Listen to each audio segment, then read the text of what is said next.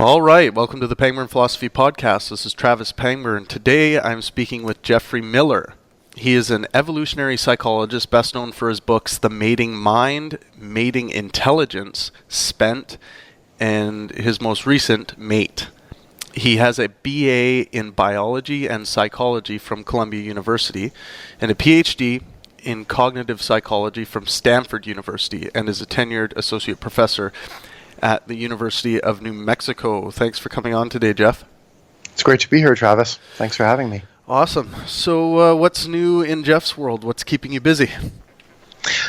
Well, I'm working on a new book that I think is going to be about long-term relationships and how to make them work better by borrowing ideas from different sexual subcultures, like kind of what could mainstream marriages learn from different cultures like kink or polyamory or trad life or the sort of red pill pickup artist scene or even sex positive Christianity.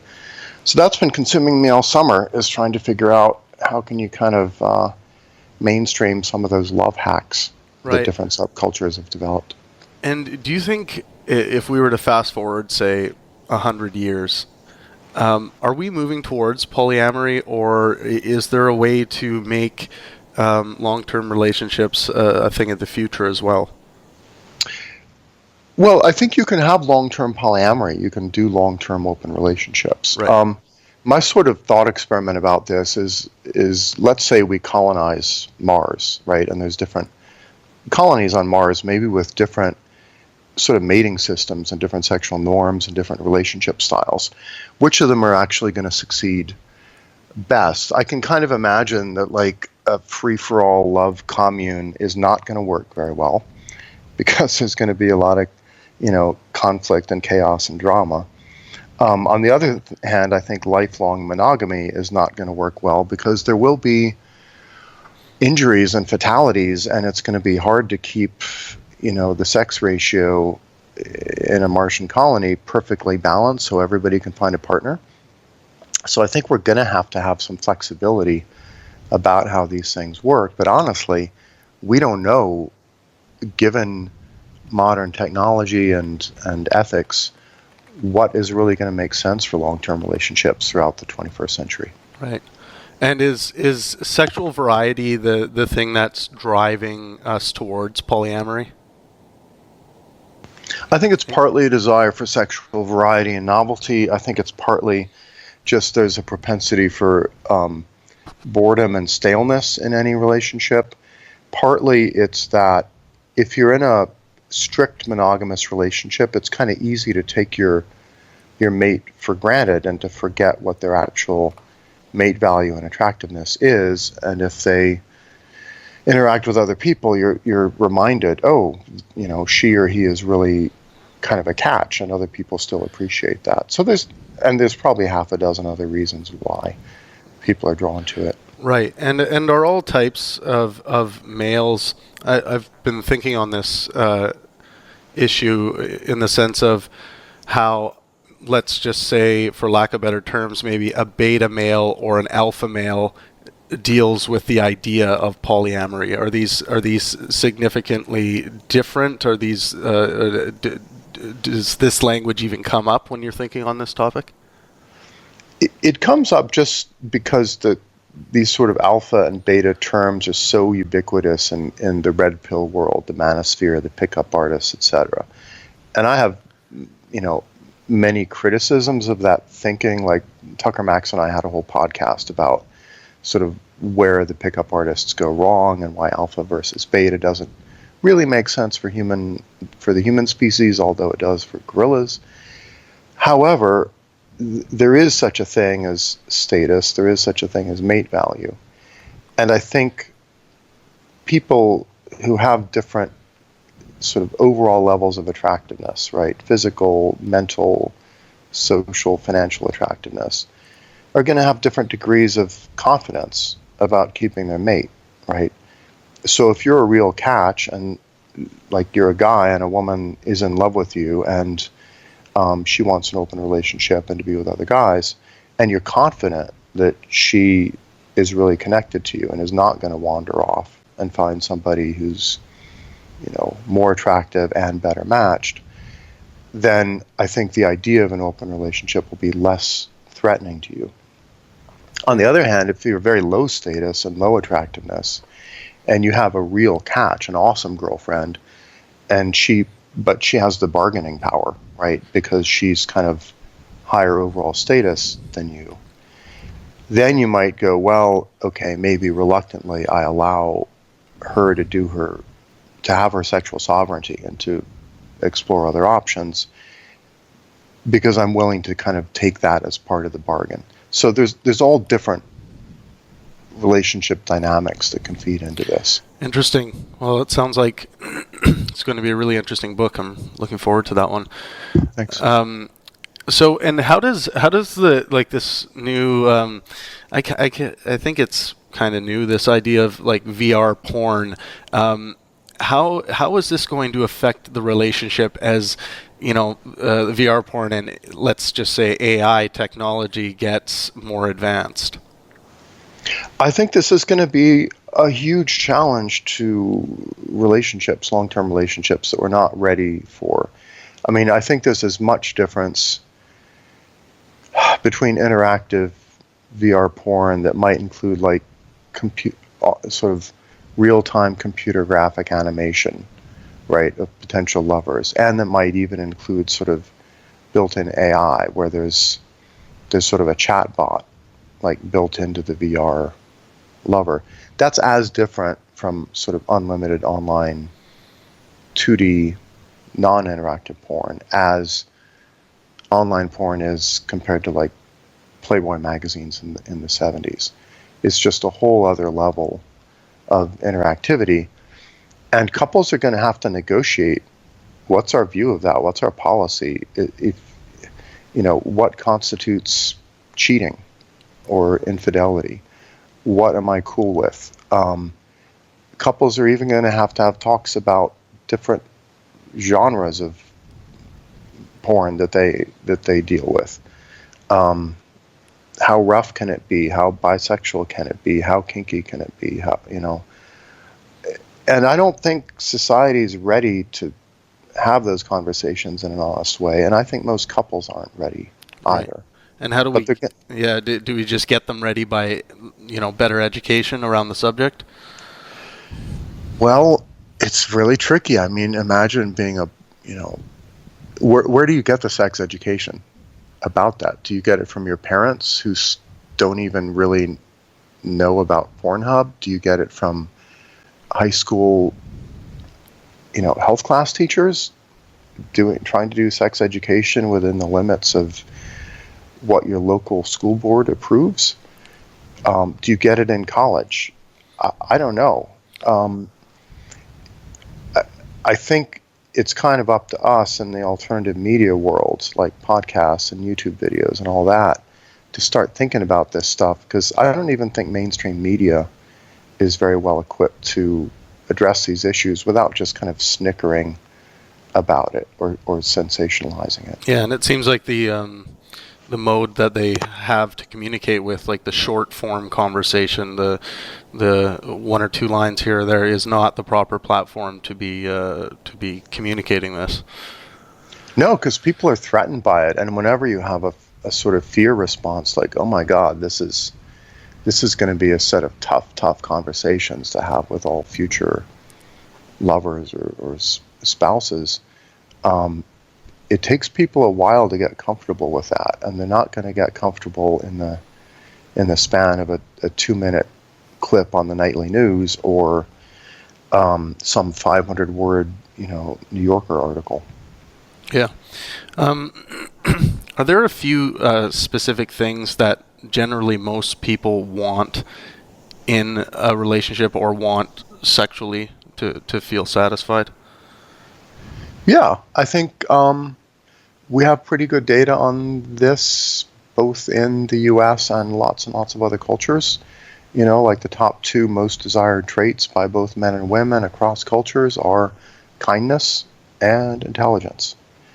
People also consistently value physical attractiveness, resources like money, sense of humor, good character. If they're in a religious culture, they tend to value religiosity. And, the way that Tucker Max and I talked about it in the Mate book is basically people are looking for good genes, a good partner, and a good parent.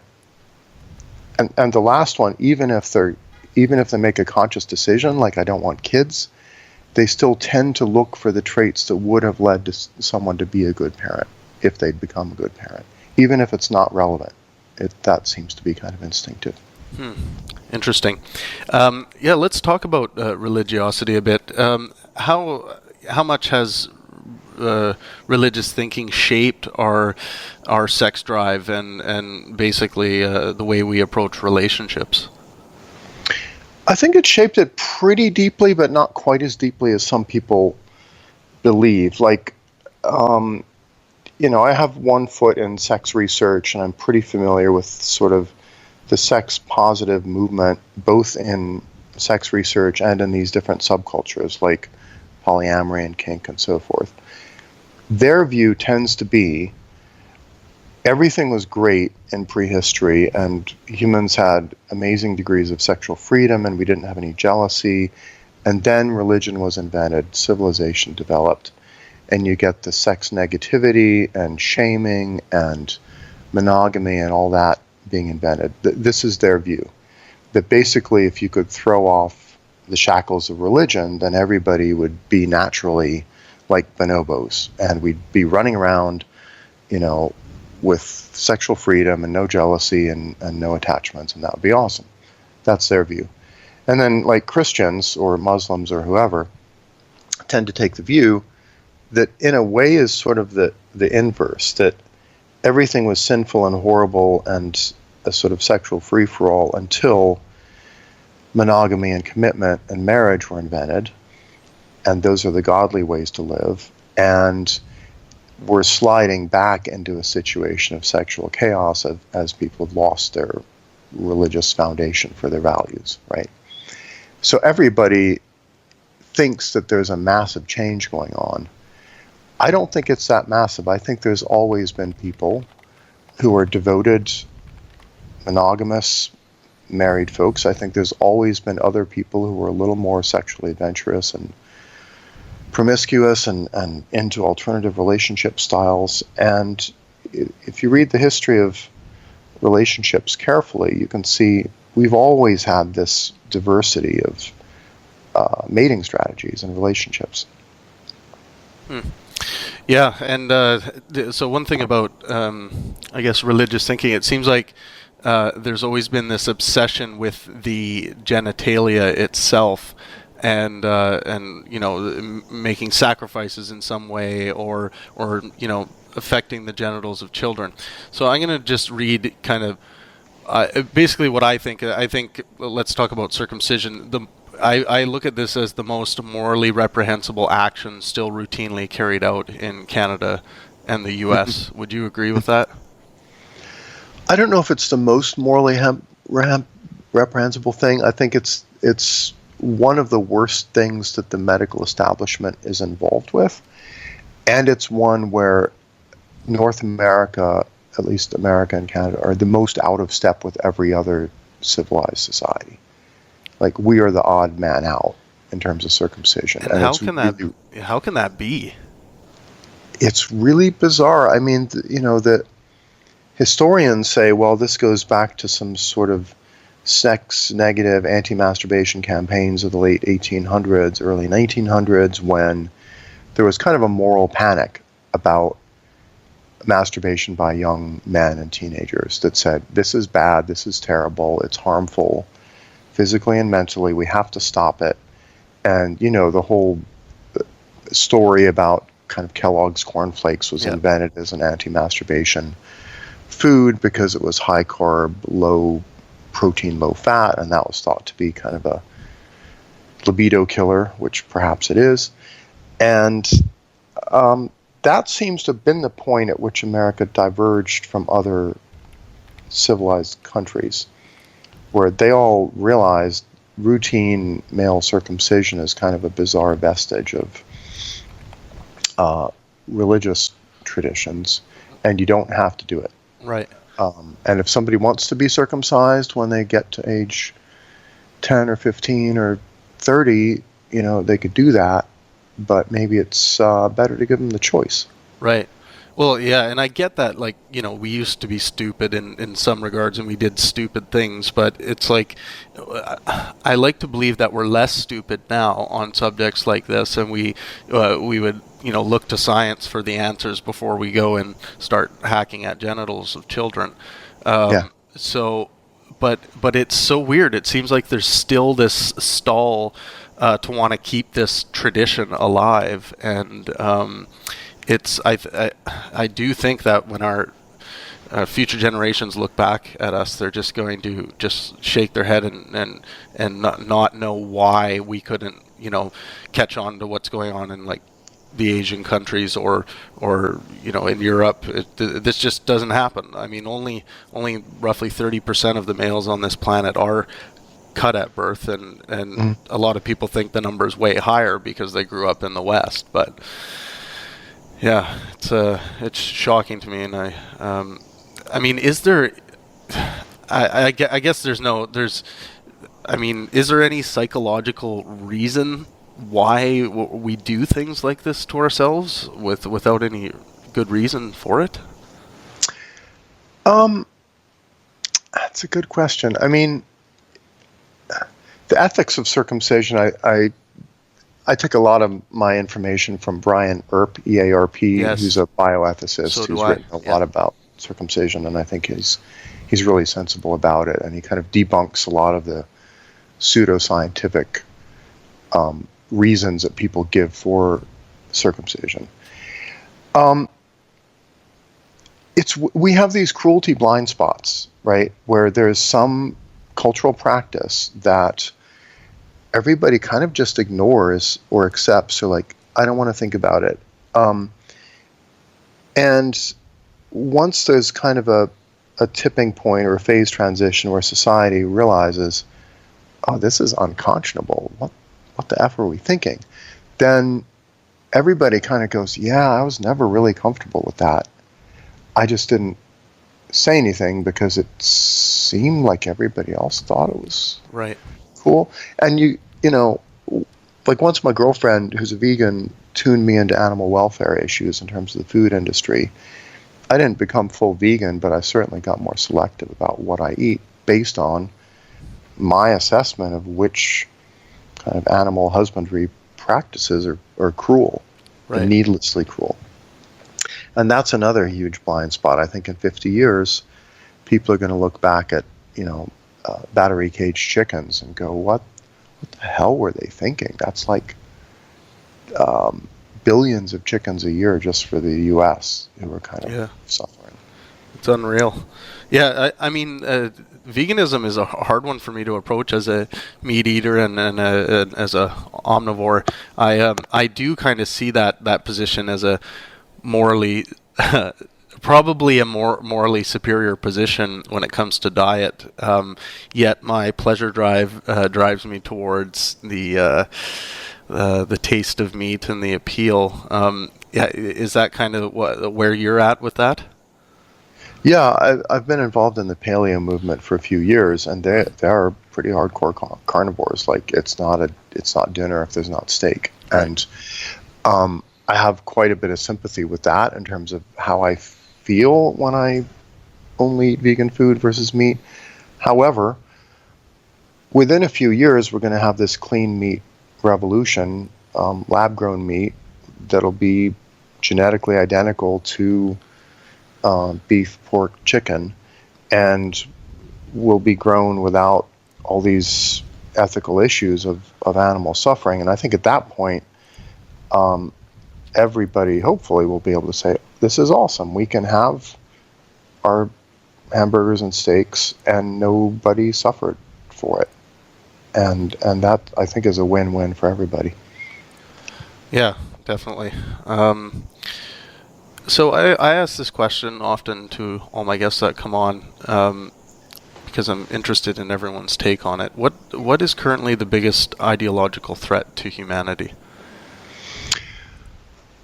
I think this is a little bit abstract and subtle, and it might not be exactly the answer you're expecting from me. But I think the kind of social psychological bias against utilitarian thinking about ethical issues and policies is actually the heart of the problem at the moment. Let me give an example. I taught a class in spring on the psychology of effective altruism. And effective altruism is a movement I'm involved in. It tries to do the most good in the world based on reason and evidence rather than kind of urban myths and emotional stories. And if you're involved in that effective altruism movement, you end up thinking quite a bit about the long-term future, right? You end up thinking any given person who lives 100 years from now is just as important to them as we are to our current life. And if those future people exist and have good lives, they'll be grateful for it. And when we confront existential threats that could wipe out our species, like nuclear war is still an existential risk, people tend to think, well, it would be bad if the 7 billion humans currently living, died. But they kind of stop there. They don't think of the potentially trillions of future humans or post-humans that could come into existence if we don't fuck things up in this generation. Right. So I think that's the right way to think about it. Sort of just add up how many sentient beings are going to be affected in what ways across the whole present and future.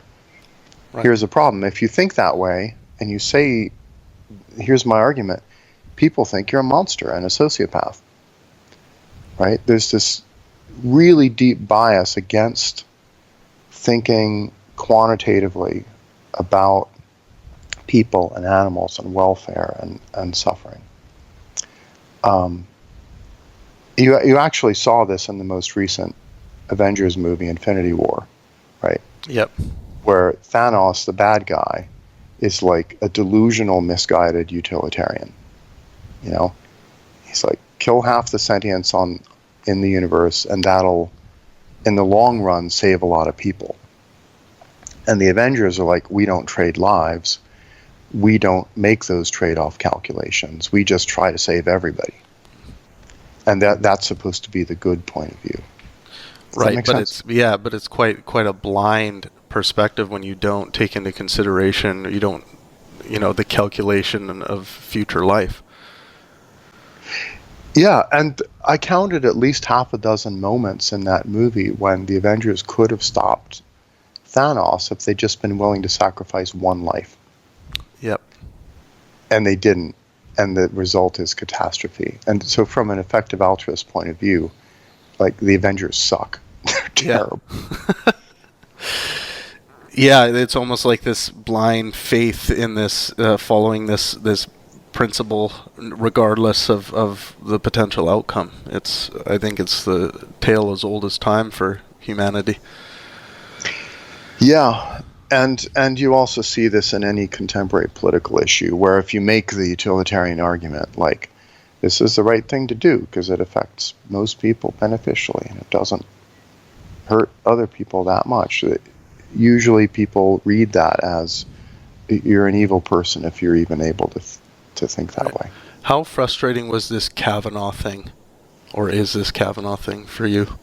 I've kind of stayed a little bit away from it, kind of stayed at arm's length, and tried not to engage that much on Twitter about it, except just very, very indirectly with a few little dog whistles that you may have noticed. Yeah.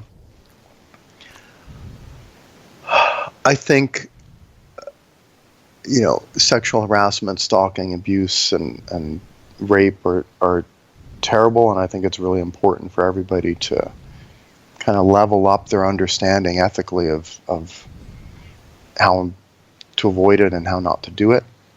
I also think it's important to recognize just the deep, deep fallibility of memory and interpretation, and the way that we kind of rewrite the past, given all of our ideological and social biases. And I honestly don't know really who's telling the truth, but I do believe in presumption of innocence, and I do think that it's going to get harder and harder as we go forward to attract good people into public office. Yep. If everything they ever did is going to be subject to a kind of moral standard that is pretty outdated. Like, right. For example, imagine current college students. Maybe they're up for the Supreme Court in 30 years, in 2048, right? By that point, either you'll be able to get everybody's complete Google details, their whole search history, everything in their emails, every Google Map search they ever did, every Amazon purchase history. Either that'll be in the public domain, which is pretty likely, I think, or people will kind of rediscover some intense privacy ethics. Right. Or they'll just realize, hey, everybody's fallible. Everybody's fallible. It's not a question of whether they ever did anything wrong. It's really how many things and how bad were they. As the sort of digital records of our lifetime behavior become more and more detailed and more public, we're going to discover that a lot of people are into some crazy shit and have done some pretty bad things. And, the question is, what is actually going to disqualify you from public office? And I think the risk is we enter a kind of neo-Puritan era where any 15-year-old who thinks, well, I might want to run for Congress someday, has to be so careful about everything he or she does that they don't even have a life, and they don't even get the kinds of diversity of experiences that would make them a good political leader. Yeah. Because they're so risk averse. Right. And I don't think we want, to be governed by a bunch of perfectionist Puritans forever afterwards. Yeah. Yeah, it's crazy that things like, Brett Kavanaugh, enjoying beer, this seems to be like a negative point against him, or even enjoying beer even at that age, when I just when I'm assessing this, I don't see that as a negative trait for a someone who's going to be appointed to a position of that stature. I mean, what is he supposed to say? That I enjoyed, Coke binges, or I've been a pothead since age 16? Right. Beer is fully legal, and it's a major part of American sort of culture on evenings and weekends. And it's like there's this pent-up resentment against beer-drinking frat boys that is coming out, all across the country. And I think it's a bad look for the journalists, because it makes them seem like, well, of course, they were the resentful, college dweebs who right. weren't invited to the frat parties. And so now they're taking their sort of revenge of the nerds on anybody who just ran in different social circles than they did. Yeah. I had to comment on this one I saw. So, I don't know who this person is. Jill. I think I lost it now. But someone posted, everyone divorce your Republican husbands. Mm-hmm. Yeah. And I just couldn't stand it. I had to be like, what the fuck is going on here? But it's like, that tweet got like 150,000 likes. Mm-hmm. And sure, some of those are gonna be liking the comedic aspect of it, and maybe there was, a bit of going after the comedy element of it by the tweeter. But there's got to be a significant portion of those people that are like, yep, divorce your Republican husbands because of what some Republicans may or may not have done.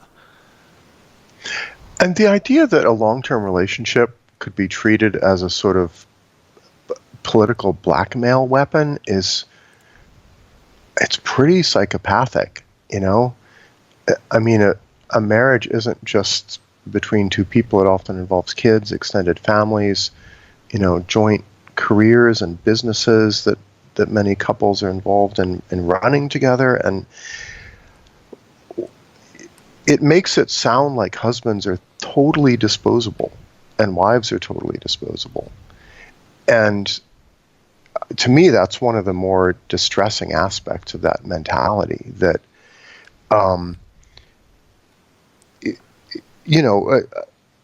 it's fascinating, I think, when married couples do have disagreements politically. Like, my dad typically voted Republican when I was growing up, and my mom typically voted Democrat. And when election time came around, we would have really good dinner table conversations about issues. And the subtext was always, you're an American citizen, you should vote, you should be informed, you may not agree with everybody in your family, but you should have these discussions, not least because they're very informative to your kids as they hear them and participate in them. And if, every Democrat woman divorces a Republican husband, what hope is there for the future of, bipartisan cooperation? Right. And I think those conversations that you were just talking about, I think intellectual discourse in the home is the cure of these, mindless traditions, or even ignorance.